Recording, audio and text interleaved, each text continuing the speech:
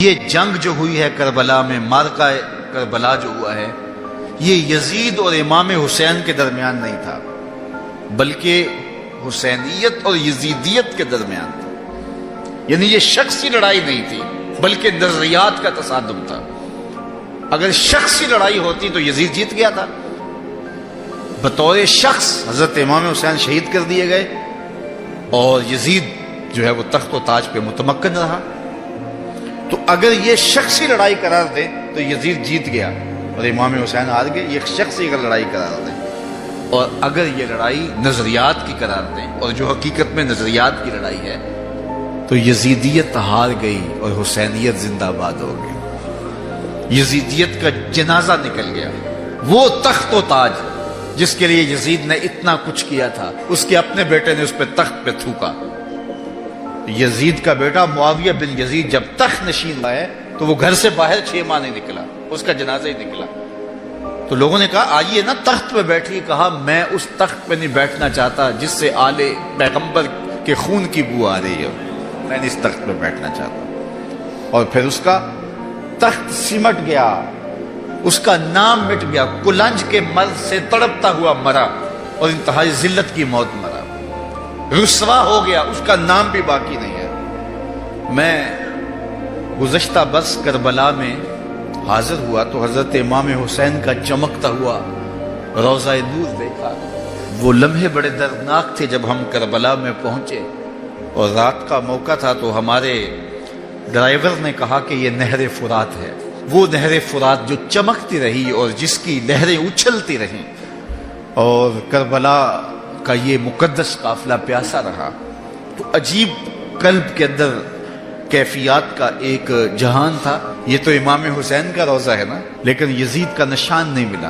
میں نے تاریخ کی کتب میں ڈھونڈا کہ یزید کی قبر کہاں ہے، تو مجھے تاریخ نے بتایا مزبلہ دمشق، دمشق کے اندر کوئی جگہ ہے جہاں لوگ کوڑا پھینکتے ہیں، تو اس کوڑے کے نیچے کہیں یزید کی قبر ہے۔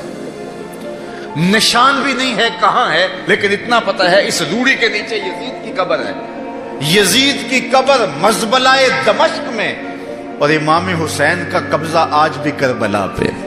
تو یزید کا نام مٹ گیا، اس کا تشخص مٹ گیا، امام حسین کا نام بھی باقی، آپ کا ذکر کی باقی، اور آپ کے تذکروں کی خوشبو بھی باقی۔ تو یہ شخصی لڑائی نہیں تھی۔ میں نے اس دن عرض کیا تھا کہ طلحہ بن عدی بن حاتم نے 30,000 لوگ پشت پہ کھڑے ہونے کی بات کی تھی، لیکن امام نے اس پیشکش کو ٹھکرا دیا تھا، اس لیے کہ آپ حق اور باطل کی راہیں اجالنا چاہتے تھے، اور وہ انہوں نے اجال لی۔ حضرت امام حسین کی شہادت کے بعد بھی یہ جنگیں جاری رہی۔ مالک اشتر کی قیادت میں مختار سقفی کی فوجیں ابن زیاد کی فوجوں کے مقابلے میں فرات کے کنارے لڑ رہی تھی۔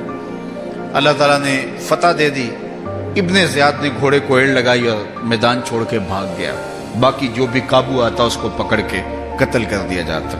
خیر یہ لوگوں کی پہنچ سے بہت دور نکل گیا، لیکن اس کا جی گھبرا رہا تھا، پیاس کی شدت تھی، گھوڑا بھی ہانپ رہا تھا۔ تو یہ چلتے چلتے صحرا میں گیا تو وہاں اس نے دیکھا کہ ایک خیمہ ہے، تو سوچا کہ میں چلتے چلتے ان سے پانی کا گھونٹ مانگ لوں تاکہ اپنے جگر کی پیاس تو بجھا سکوں۔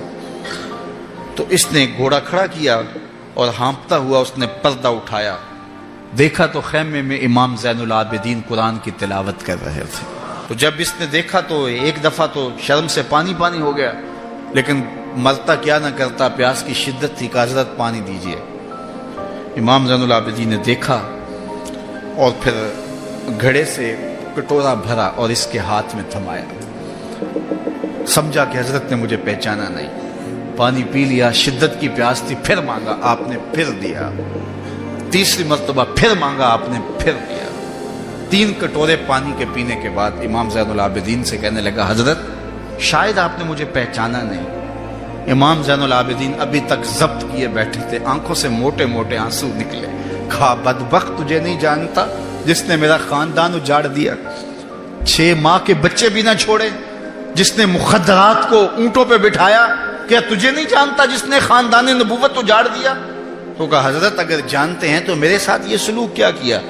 کہا ایک دن ہم مہمان بن کے تمہارے گھر آئے تھے، جو تم نے کیا وہ تمہارے خاندان کی ریت تھی، آج مہمان بن کے ہمارے دروازے پہ تم کھڑے ہو، جو ہم کر رہے ہیں ہمارے خاندان کی ریت ہے۔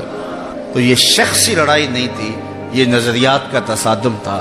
تو امام حسین رضی اللہ تعالیٰ عنہ جو چاہتے تھے وہ ہوا، حق اور باطل کی سرحدیں بالکل واضح ہو گئیں۔ نہ یزید کا وہ ستم رہا، نہ زیاد کی رہی وہ جفا، رہا تو نام حسین جسے زندہ رکھتی ہے کربلا۔